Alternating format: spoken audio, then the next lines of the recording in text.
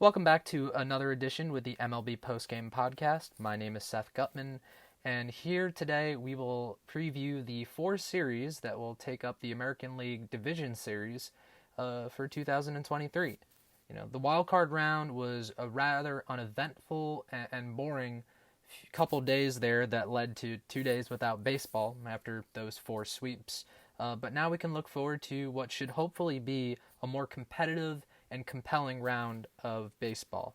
So obviously the four series we got in the American League, the 1 seed Baltimore Orioles, who won 101 games, taking on the Texas Rangers, who choked away the AL West, but convincingly beat the 99-win Tampa Bay Rays in Tampa to advance. On the other side of the American League, we've got the Minnesota Twins advancing in the postseason for the first time since 2002, taking on the defending champion Houston Astros. You know their accolades, you know their deal. In the National League, we've got the Atlanta Braves that set records offensively, both team and player-wise, taking on the reigning National League pennant winners, the Philadelphia Phillies, who dismantled the Miami Marlins, as you would expect. And on the other side, you've got the always competitive Los Angeles Dodgers looking to make it to another National League Championship Series against the upstart and heavy underdog Arizona Diamondbacks. So first off, we're going to talk about what I think is the most compelling series in the American League. I guess it's hard to say which would be more compelling between the Orioles and Rangers and Braves Phillies when you go cross league, but let's start here with the Orioles and Texas Rangers, and we'll start off here talking about such a young, exciting team in the Baltimore Orioles. It's hard not to, just gush and just sing their praises when it comes to some of these young players and how mature they play for their age. Gunnar Henderson, it's a perfect case of not overreacting to how a prospect starts when they first get called up. And once he got into a groove and locked in, he just never slowed down. And that kid's about to win Rookie of the Year, most likely. Very impressive offensive player. And then Adley Rutschman, who was kind of the first of the talented Orioles prospects to come up, the former first overall pick from Oregon State. Just an all-around really good catcher who can do it all offensively, defensively. And then you also have some other really nice offensive pieces like Anthony Santander, Cedric Mullins, who broke out a couple years ago, Austin Hayes. Just a really deep lineup without a lot of holes. Even Ryan O'Hearn, who was a really shrewd pickup from the Kansas City Royals, didn't really do much in KC and then just blew up, and you cannot get this guy out against right-handed pitching this year. So first off here, they're going to be facing Andrew Heaney in Game 1, which means that Ryan O'Hearn probably going to start on the bench, I would think, and Ryan Mountcastle will probably take his spot. The intriguing thing about Andrew Heaney is we don't know how long he's going to go. This might be a case where because of how the off days are set up, the Rangers are going to go with Jordan Montgomery in Game 2, and they'll be able to go with Nathan Eovaldi in Game 3. So Dane Dunning will probably be ready to piggyback whenever the Rangers need him, whether that's later in the game, whether that's after one time through the order. I think the Rangers and Bruce Bochy are going to be aggressive.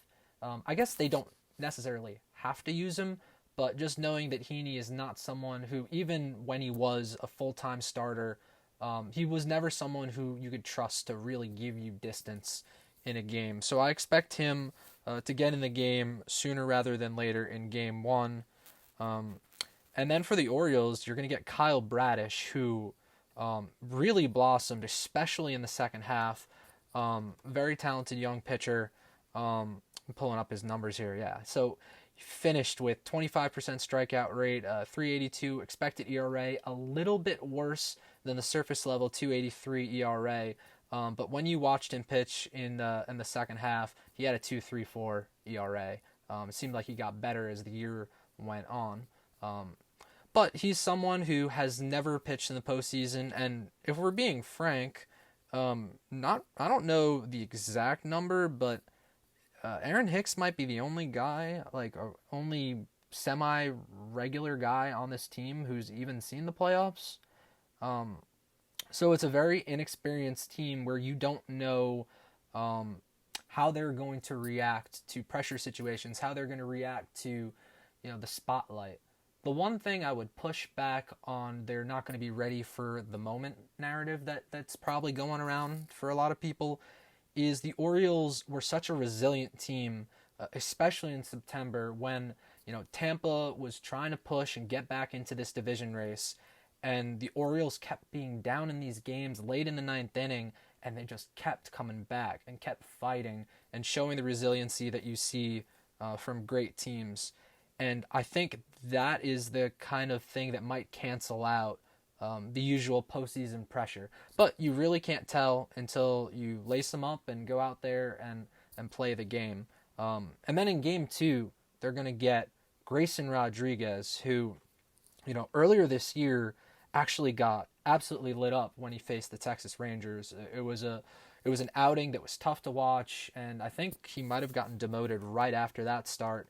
And since he came back, Grayson Rodriguez has been a completely different pitcher and one of the better pitchers in baseball over the last couple months of the season, and you really saw the reason why he was rated as the top pitching prospect in all of baseball. Yeah, he finished the year after the All-Star break with a 2.58 ERA, after in the first half having a 7.35. It's another thing, just like we talked about with Gunnar Henderson, where we have this expectation that everyone's going to, just get called up and immediately be the best player in baseball. And, these things with development, it's not linear. A lot of times these players need to experience failure because some of them have never experienced failure in their life. They just, every single level they go to, whether it's high school, college, single A, double A, triple A, they're just so much better than the competition that they succeed no matter what. And then they get called up to the big leagues, and that's when they really experience, people that are better than them, people that know how to exploit young players, better than some random pitcher in AAA can, or some random AAA hitter that isn't very good can. So yeah, I think that's kind of a testament to, the improvement and how smart the Orioles handled both Gunnar Henderson and Grayson Rodriguez. They were two different situations. The Orioles knew that Gunnar Henderson was someone they can let play through it, and eventually he broke out of it. And Grayson Rodriguez was someone who they determined, we got to send him down. This is what you need to work on. Once you figure that out, we're going to call you back up, and you're going to help us get to the stretch run here and win the division. And that's exactly what he did. And he did so well that he's going to be starting in Game 2. I don't know if we have an official announcement of who is going to wind up going in Game 3, although it seems like the sentiment out there is John Means will be the guy going. Obviously John Means, a pitcher on some of these really terrible Orioles teams over the last half decade. And it's really nice to see him return from the injury just in time to be a part of this playoff run for the Orioles. And he's pitched pretty well. The last 2 starts, he even gave a lot of distance. Got up there to 96 pitches against Cleveland in his second to last start of the regular season, all the way into the 8th inning, only allowing 1 hit and 1 run. So he's a veteran pitcher. It seems like he's stretched out and feeling good. Considering what some of the alternatives are, I don't disagree that would be the smart pitching choice to go for in game number 3. And just because of how the off days are set up, I think they might be able to just go with I have to double check on the dates. They might actually need a 4th starter. But depending on how the things line up, they might need to go with a 4th starter, and if they do, I would guess that's probably going to be Dean Kramer. He's someone who, he's very up and down, very hot and cold. You really don't know what version of him you're going to get. But because the alternatives are Kyle Gibson or Jack Flaherty, I think he's more likely than not the option they would go to. And listen, if they see him, not pitching to his ability in the 2nd inning, you get the bullpen ready and go from there. Now, the really sad story for the Orioles is that arguably their best player for the first 4 months of the season was Felix Bautista, just this overwhelming, overpowering behemoth of a right-handed reliever who became the best closer in baseball. And unfortunately, he needs Tommy John surgery. So not only is he done for this season, but he's done for next season as well. And that's just such a disappointment for this Orioles team. The good thing is they do have some other really talented pitchers in the bullpen, although none of them are going to be able to fill the shoes of Felix Bautista. But Yennier Cano has been one of the better stories in baseball this year, a very under-the-radar pickup last year from the Minnesota Twins, and he's just done a spectacular job. A little bit more of a pitch-to-contact pitcher than Felix Bautista, who's I'm just going to strike out everybody kind of guy, just overwhelming stuff. But Cano has been reliable most of the year, although he started off so incredibly hot that regression had to have been expected, and he has not been perfect in the second half of the year. But for the most part, he has been solid.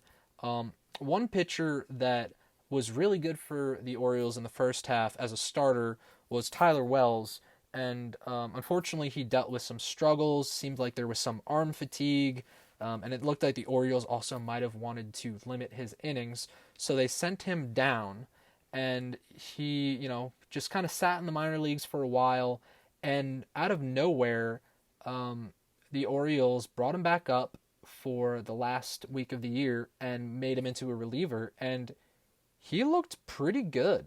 I was very impressed with the way that he looked out of the bullpen. I've always been a big fan of his game, and if I was looking for an X factor, someone under the radar who can swing this series for the Orioles or Rangers, I think Tyler Wells would be someone I would watch.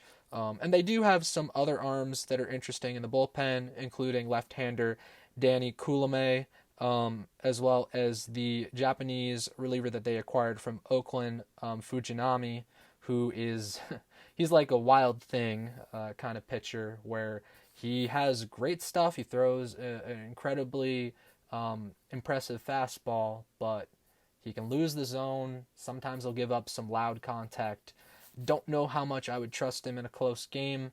But that's the kind of thing where, when you lose a Felix Bautista and everyone's role kind of gets pushed up a little bit, your margin for error for the rest of the bullpen, it kind of goes away. So you're going to need someone else in this group to step up. I think Tyler Wells is going to be one of those guys, and maybe the Orioles can get enough distance from their rotation that they can get by with just, Cano, Coulombe, and Tyler Wells. But it's never that simple in the postseason. At least it usually isn't. But that'll be something that we'll have to see going forward. Also, kind of curious to see if they even carry Jack Flaherty on the playoff roster. He is someone who has postseason experience with the Cardinals, so it could be someone where they just throw him into the bullpen as a long reliever. I don't know if that would be more of a Kyle Gibson role or if they would go with both. Probably might be overkill to handle both of them on the roster. But that is something to watch as well. If there was only one, I would guess it'd probably be Kyle Gibson. But I digress there. So yeah, Orioles, unbelievable story, young inexperienced team, a lot of talent, resilient, and it'll be intriguing to see how they respond to the moment. The one thing I know is that crowd in Camden Yards is going to be rocking, and I expect a big home field advantage with one of the more exciting new celebrations in baseball this year, which fans all around baseball who did not get a chance to watch them during the regular season will get to experience with the bird bath out in the outfield. So now let's move our attention to the Texas Rangers, who, as we mentioned, dismantled the Tampa Bay Rays in the wild card round. And in Game 1, we already touched on Andrew Heaney, so we don't need to go any further there. So Jordan Montgomery will get to face the Orioles, as he did many times with the New York Yankees. And the Baltimore Orioles are a team that has some, pretty impressive lefty mashers, right-handed hitters that hit lefties. And I'm kind of curious. I'm going to pull it up, a little bit of a ramble here, just to see what his numbers were against the Yankees and against the Orioles with the Yankees in the past. Um, yeah, actually some pretty decent numbers in 22. But what I would look for, if I was the Texas Rangers, is obviously the Tampa Bay Rays. Their offense was clearly compromised. They didn't put up much of a fight. Do the Orioles go with the strategy that I was looking for, which is drawn out at bats, taking pitches, fouling them off, really making these Rangers starters have to earn it and grind out outings to the point where then Texas does have to go to the bullpen in the fifth or sixth inning, and that's where I think the Orioles could then find an advantage in this series. Texas's offense is really really good. I would think it's fair to say they're probably better than the Orioles, although the Orioles are a very good offense as well, but Texas might be a little bit more deeper and a little bit more experienced. But the real key is getting into the Rangers bullpen. I don't need to rehash it again, and I think most people know it at this point, but the Rangers have very little pitchers that they trust out of this pen. Jose Leclerc has pitched really well for them, and that's really it. There's been some moments where Aroldis Chapman has looked usable this year, but there's enough scares when he starts, loading the bases and, just creating issues that, really didn't need to be created. Will Smith has been unusable. I don't know if he's even going to be relied upon unless the game is out of hand or they really don't have alternative options. It did seem like they went with Josh Spores against the Rays, so he's had some decent moments more towards the earlier stages of the season, so it wouldn't be a surprise to see him get into some closer games. And then Martin Perez, someone who might be able to give some distance. Obviously, a long-time starting pitcher, second stint with Texas, or it might actually be his third now that I think about it. But yeah, Martin Perez, who's a left-handed pitcher who also has some command issues at times, but he's a veteran who's been around the block. And if they're looking for guys that can at least give them a shot, he might be someone you'd want to get into the game. The other intriguing thing here is, for those of you who haven't experienced Camden Yards in the last couple of years, the Orioles have changed the dimensions of their ballpark, where now the left field wall is so pushed far back that it's incredibly difficult to hit home runs to the pull side for right-handed hitters. To be honest with you guys, I'm not a big fan of it. But the Orioles did that to help with their pitching because they were struggling to develop it. They thought it would make it more of a home field advantage with the way that they were building their roster. And I think it's probably fair to say that there was something to that. So, the Rangers' offense is really good. The key to this series will be as simple can be. Can the Rangers get distance from their starting pitching? And will the spotlight be too bright for the Orioles hitters? We're really struggling to figure out who I like in this series. It's a tough one for me, and when I have a tough decision to make, I kind of default to which bullpen do I trust more. And it's not like the Orioles bullpen is flawless, especially without Felix Bautista. You don't feel great about it, but I'm going to lean with the Baltimore Orioles in this series. I think having home field advantage will be a help. And it's not like their offense or their rotation is a slouch. So give me the Orioles in a close series. Maybe it goes the distance to 5. I feel like this is going to be a compelling series, hopefully with a lot of intrigue and back and forth, because we really deserve it after that first round. Now let's move on to the Houston Astros and the Minnesota Twins. Seeing the Minnesota Twins here in the division round for the first time since 2019. Where they got swept by the Yankees. So the Houston Astros come in as the defending champs once again, the second time since 2017. Last year without an asterisk, but you know the deal. So they brought back Justin Verlander at the trade deadline for the Mets, and I don't know where they would be without him. He's done a really nice job. He's not as dominant as he once was. He's not overpowering. He's a little bit more of a he has to be strategic about the way he pitches and very selective. But he's still one of the best pitchers in baseball, and he's been around this rodeo, and he is not afraid of the moment. So he'll go get the ball in Game 1, and then they'll go with Framber Valdez in Game 2, who's been such a dominant pitcher over the last couple years, but has struggled a little bit in the second half. So that would be something to watch, just to see how his body language looks, if he's throwing strikes, if he seems in control of the game. And then it seems like Christian Javier will probably get the start in Game 3. He's someone who pitched in 2 games last year that wound up in no-hitters, but will he be able to be a little bit more effective than he was in the regular season, where it seemed like he was getting hit a lot more than he did all of last year? He has moments where he looks unhittable, and that might help against the Minnesota Twins team that strikes out a lot. But if he's going to pitch to his back of his baseball card from this season, that could be an issue where the Astros would have to go to the bullpen early. The good thing, though, for the Houston Astros is their bullpen is arguably the best bullpen in baseball. I personally would give them the title. I think they're that good. They're that proven. It's essentially the group that you've seen from the last few years. Ryan Presley returns again as the closer, but these guys are so interchangeable that you can use any of them in the spot. Hector Neris has been lights out, dominant. Same with Brian Abreu.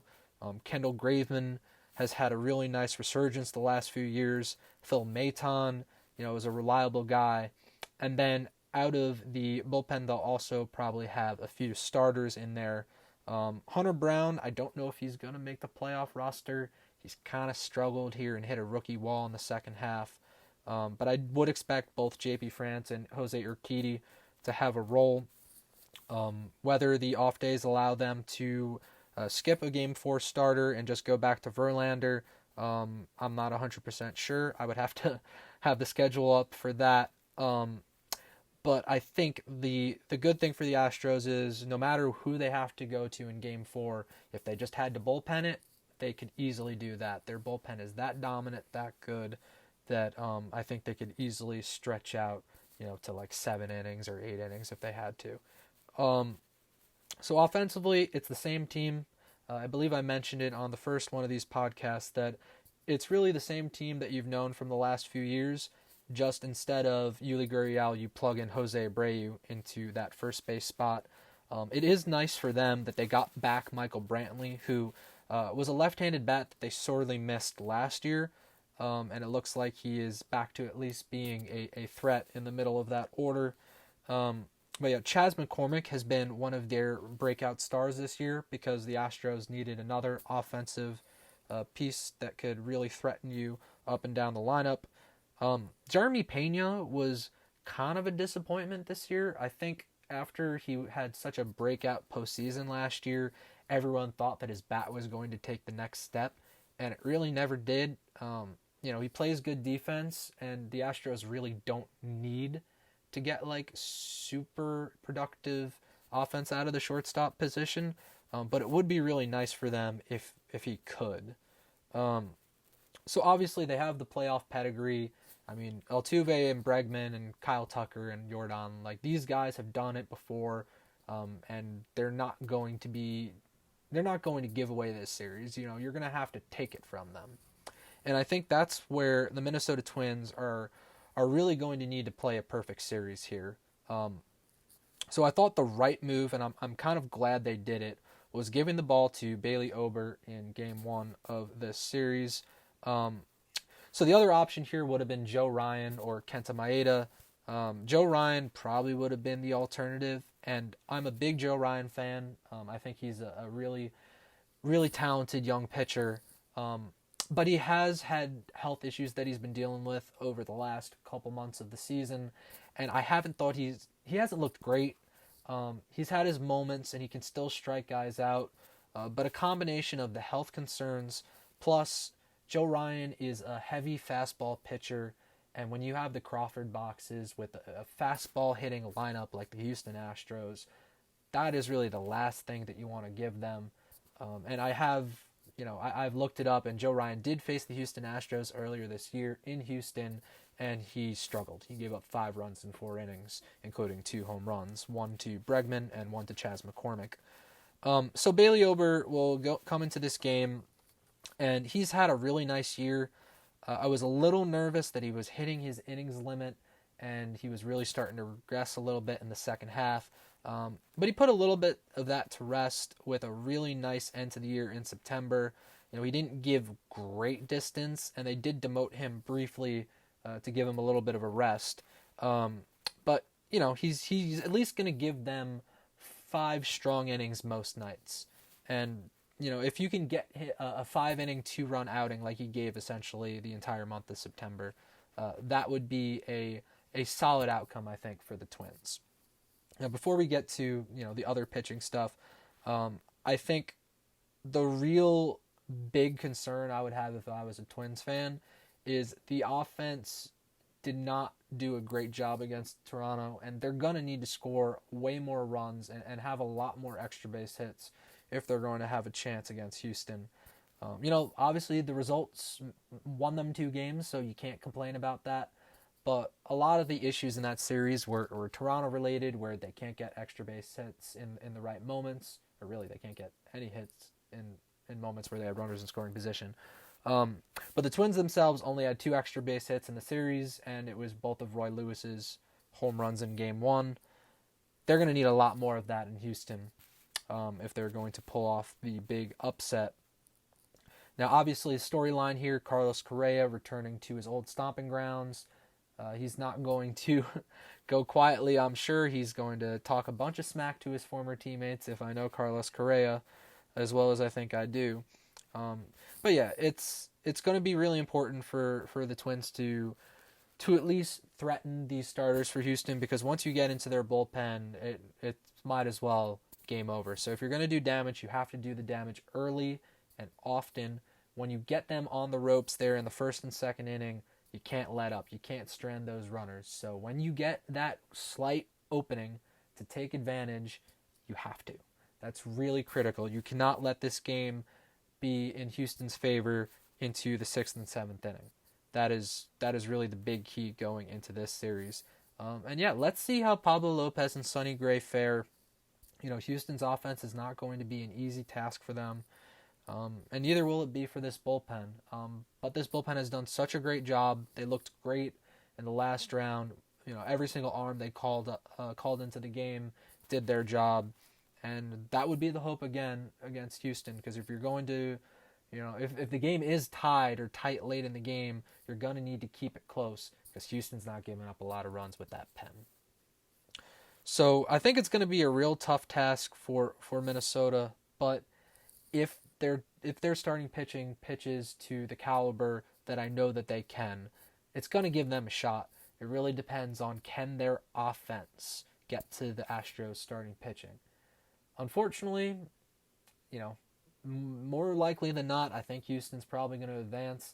At this point, it's hard to bet against the machine that is the Houston Astros. They've made it to the ALCS, I'm pretty sure every year since 2017.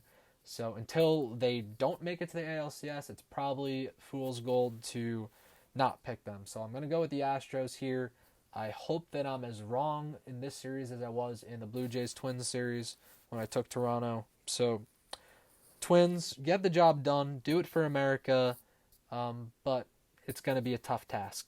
So we'll have to see if they'll be able to do their job. Next up, let's go to the National League and the Los Angeles Dodgers and the Arizona Diamondbacks.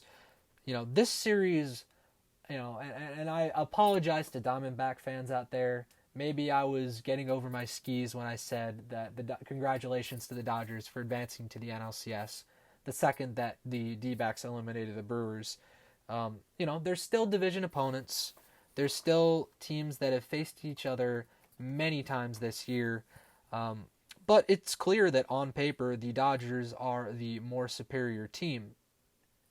They beat them 8 out of 5. Let me get this right here. The Dodgers won 8 games and lost 5 against the Diamondbacks during the regular season. And they're going to give the ball to what I think is a giant question mark of a rotation. There was a great stat that I read earlier today about Clayton Kershaw, one that really surprised me. And essentially, Kershaw has not completed 6 innings or thrown 90 pitches in a baseball game since June. Um, Obviously we know Clayton Kershaw is a legend. He's going to the Hall of Fame. He's he's had to answer for some postseason disappointments, but just as many times as he's failed in the postseason, he's also come up big. My bigger concern is I don't know how healthy he is. I'm sure he'll gut it out no matter how he truly feels physically. But yeah, let's see how Kershaw fares in this game.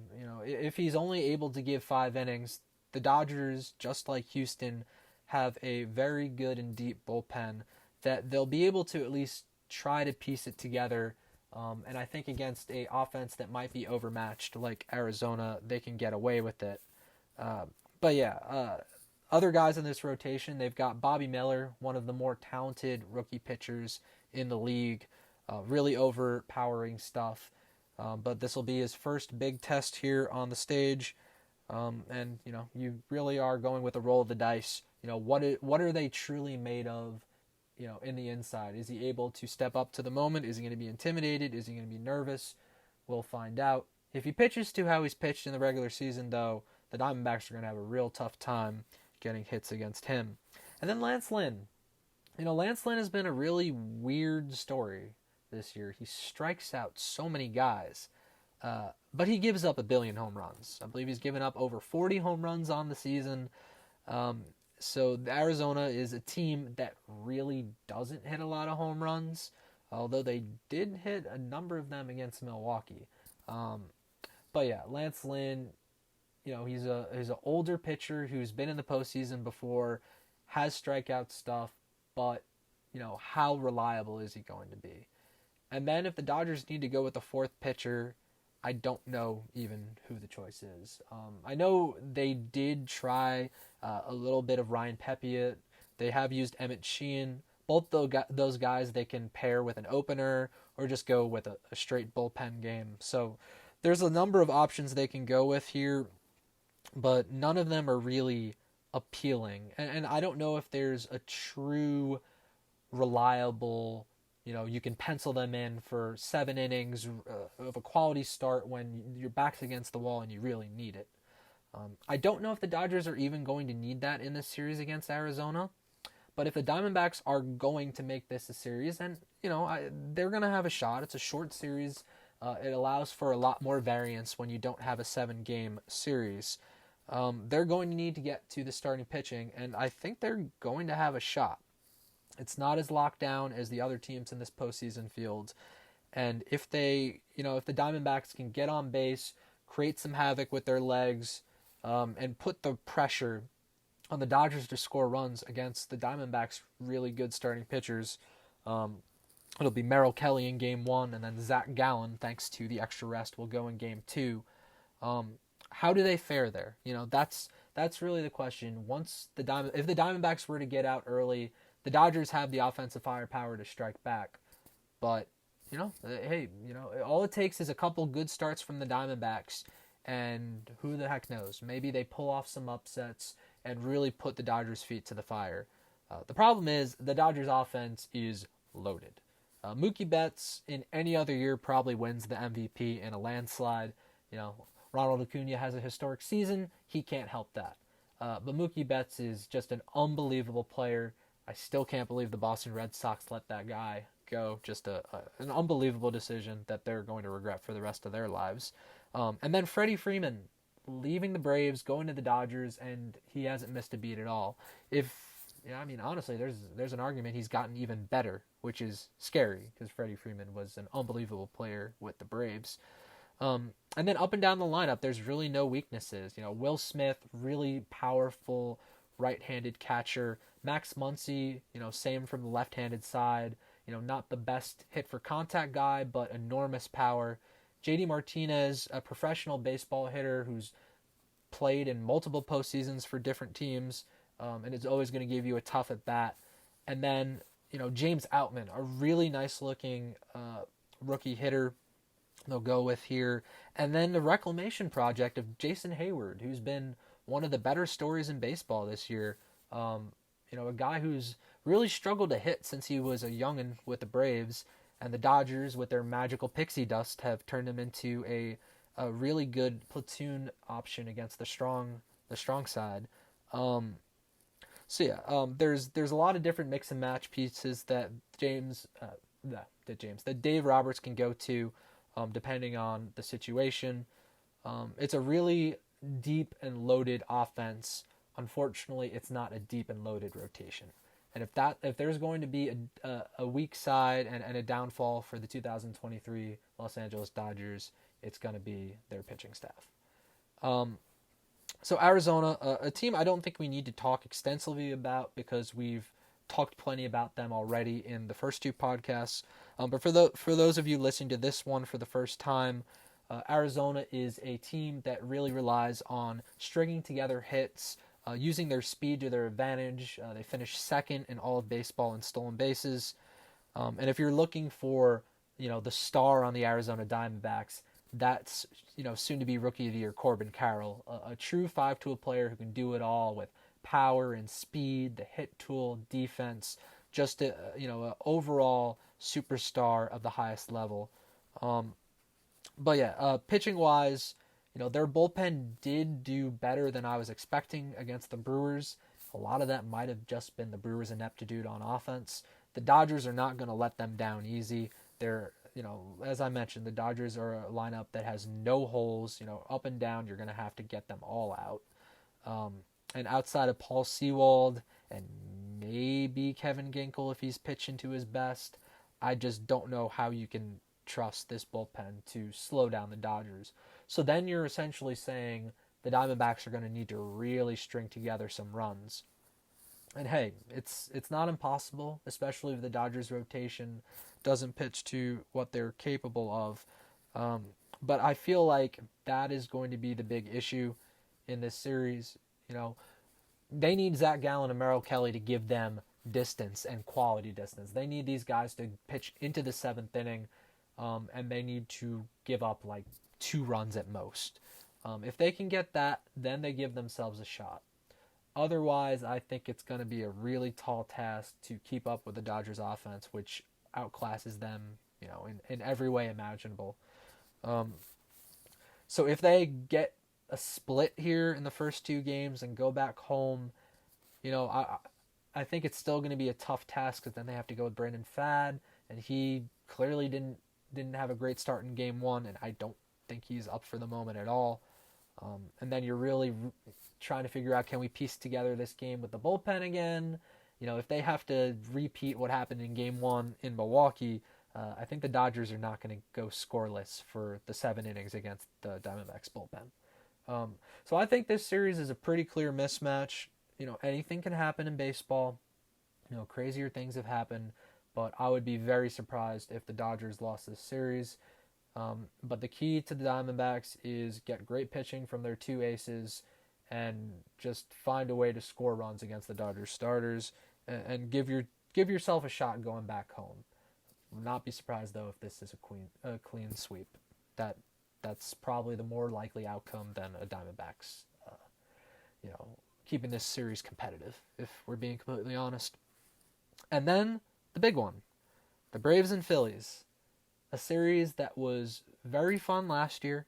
The Braves made this epic comeback to overtake the Mets and win the NL East, and then they had to sit out for a week and await whoever won that Phillies and Cardinals series.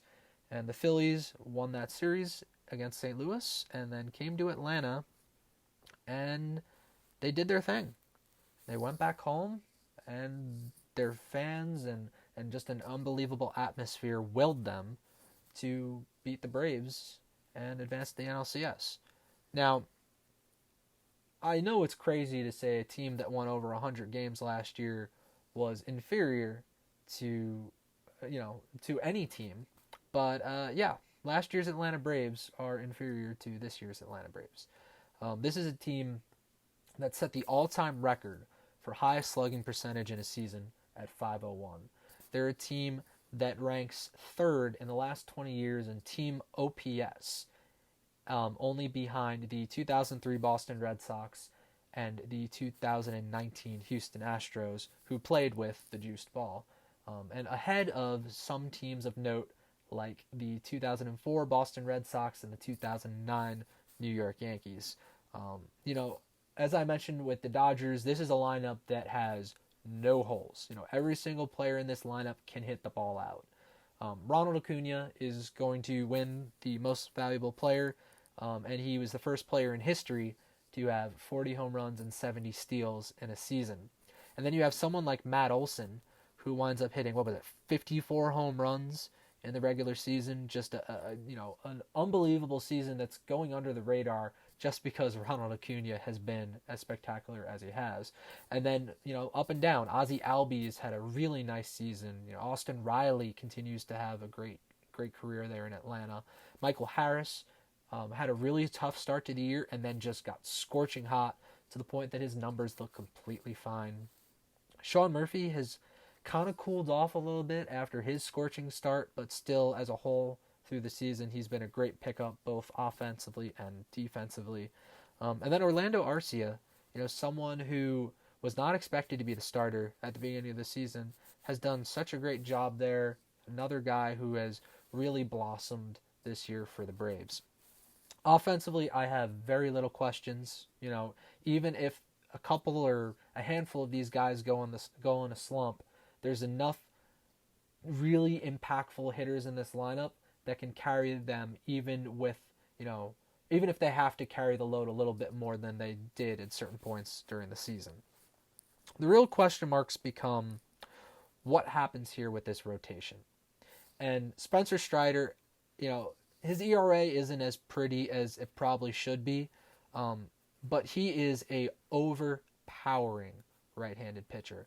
He is someone who strikes out everyone. He's got 281 strikeouts this year after he had 202 strikeouts last year in his rookie season. Just a really intimidating, overpowering right-handed pitcher, especially when he's really has his A-plus stuff. Then the real question marks start. First off, Max Fried, who got placed on the IL towards the end of the season dealing with a finger issue. As the Braves were trying to keep themselves fresh, they had a simulated game with fans in the stands over the last few days, and Max Fried was one of the pitchers during the simulated game, and all the reports are that he came back clean and there weren't any issues. But it's one of those things where you can only simulate a real game situation so much while not in the real thing. So we're going to have to find out how physically he looks. I think it's something that we should be able to tell rather quickly in his first start. And if he doesn't look like himself, that could be a real opening for the Phillies to take advantage, especially because they'll probably have Zach Wheeler going in Game 2 against him. And then in Game 3, I'm assuming they'll probably have Bryce Elder going. Someone who has had a solid year, but a little bit fluky and a little bit more unreliable than you would think. His expected numbers are not nearly as good as his surface level ERA. He has an ERA of 3.81, but an expected ERA of 4.55. He's not a strikeout pitcher, doesn't really induce the weakest contact. So not really my favorite option there for Game 3. I was kind of hoping that it would be Charlie Morton, but unfortunately he's also dealing with some sort of hand issue, and he's not even eligible to pitch in the first round of the playoffs. So we'll even see if the Braves do advance to the NLCS. Is Morton going to be stretched out enough to pitch in a Game 4? I don't know, but that's something that you worry about when you get there. But yeah, Bryce Elder, not my favorite option there. But because of the rest days, they'll be able to go with Spencer Strider, and I believe they should be able to go Max Fried for a Game 5. But yeah, pitching-wise, there are a little bit more question marks than you would like for the team that is the overwhelming favorite to win the pennant and the World Series. But their offense was so dominant during the regular season, and if Fried answers the bell and he looks like the Max Fried we know, then you kind of exhale a little bit as a Braves fan. Not to say that that automatically means that you're advancing, because as we'll get to in a second, the Phillies are really good. But Strider and Fried are a 1-2 punch that can rival anyone's 1-2. And, as long as Fried's, himself out there, that'll be good for them. The one thing about the Braves, outside the rotation that's a little hairy is their bullpen. I don't know how much I trust Raisel Iglesias. He has his moments where he blows up. Otherwise, he's usually a pretty decent closer. He just, when he has those blow ups, he really does make me nervous. But yeah, the Braves bullpen is not a shutdown pen. They have some veterans that are not. This isn't exactly going to be intimidating for them, but they're not anyone that really makes me feel confident that they're just going to always get the job done, especially against a very talented lineup like the Philadelphia Phillies. So we'll move over now to Philly, and Ranger Suarez is going to get the assignment in Game 1. He's a sinker ball, left-handed pitcher, someone who's seen the Braves countless times. I think it'll be, probably beneficial for both sides. Suarez knows how to pitch these guys, and the Braves know what to expect from Suarez. When you have a sinker baller against a powerful lineup like this, you're going to hopefully keep them in the ballpark. That's your number one job. One thing for Suarez is sometimes he loses the plate, which is normal for any sinker baller. And if that does happen, shortens the outing, then makes it so you have to go to the bullpen a little bit earlier than you would want to. Now, the Phillies bullpen is deep. They've got a bunch of starters that they can move in there as well, with Michael Lorenzen as well as Christopher Sanchez. Matt Strahm has started at some points during his career. And then I guess Taijuan Walker would be available if they want to use him in a Game 4, but also might be someone they can use in the bullpen if they needed to.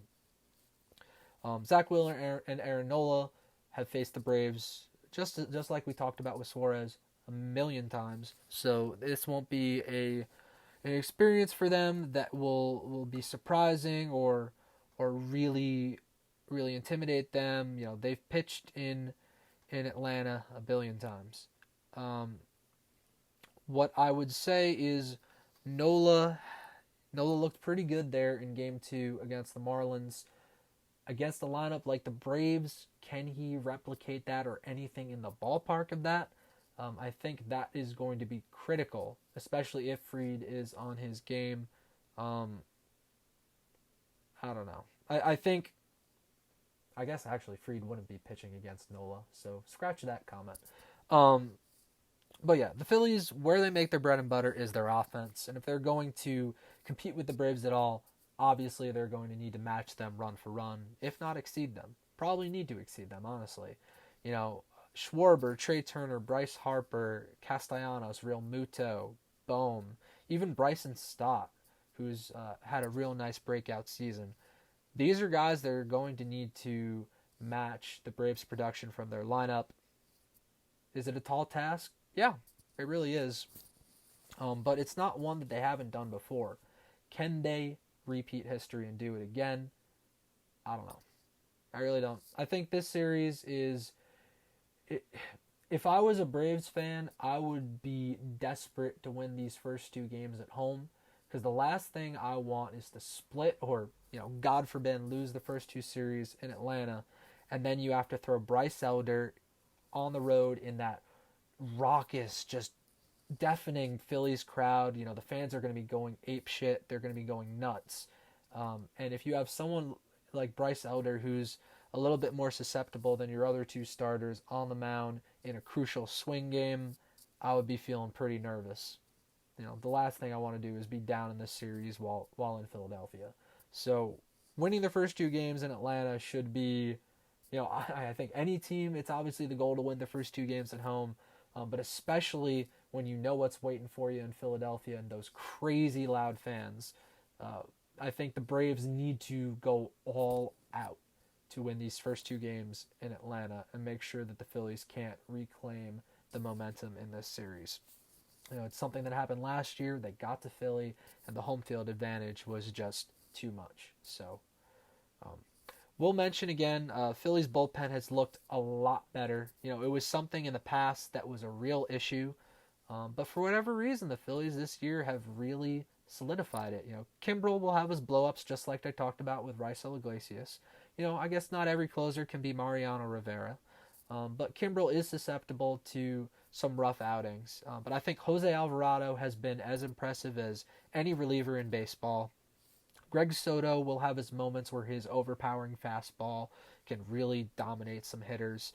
And even Jeff Hoffman, a former top pitching prospect with the Rockies, he's had his moments as well.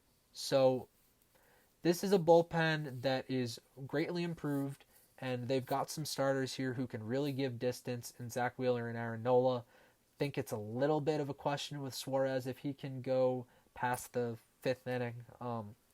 But they really don't need all three of them to do that. I think it's pretty critical for both Wheeler and Nola to give distance, and quality distance at that. At the bare minimum, keep this offense in the game. It's not easy to keep this Braves lineup down for long. So a 7-inning game where you give up 4 runs is not the worst thing in the world. It's going to make it difficult on you no matter what to give up 4 runs. But with the offense the Phillies have, 4 runs shouldn't be a deal breaker. That's something they can make up in a hurry. So yeah, I'm sticking with the Braves here in this series. I think most people right now seem to be favoring the Phillies. I don't know if that's just last year they made the run, so it's fresh in everyone's mind. They beat the Braves in the playoffs, so everyone's thinking that history is going to be repeated. I personally think the Braves offense is just a little bit better than the Phillies, and if Fried is 100%, I'm going to take Max Fried over Aaron Nola. No offense to Nola. I know he's been a pretty good pitcher for a long time, but he hasn't been nearly as trustworthy this year as he was in the past. But listen, I think this is a series that can go either way. Would not be surprised if the Phillies pulled the upset and went on a run just like they did last year. I would favor whoever wins this series against the Dodgers in the NLCS, or I guess the Diamondbacks too if they made it, but I would take either of these teams against the Dodgers. So whoever wins this is going to be looking in pretty good shape in winning the pennant and potentially the World Series. So that's our preview here for the League Division Series. I know it was a pretty long-winded and rambly 4 series to go over, but I think it's going to be a lot of fun. I wouldn't be surprised if we get a handful of series that go the distance. After 4 series that were all boring and sweeps, we really deserve an entertaining and thrilling 4 to 5 game series. I would say let's try to at least extend them to a game 4. If one of these series wants to end in a sweep, fine, but the other 3 we need to have entertaining and fun. So next time we will recap these 4 series and the conclusion and give a post-mortem for the 4 eliminated teams and what to look for in the 2024 offseason for those squads and what to look for going forward. But yeah, follow me on Twitter, guys, if you want to see some real-time reaction to the postseason. I'm also going to be tweeting a lot about college football because college football is my other love. But you can follow me on Twitter at gut_feeling. That's GUTT_FEELING. Give me a follow there, and don't be afraid to send me a message, and I'm always glad to talk ball. So yeah, guys, appreciate you listening in, and I'll be back next week to recap the series.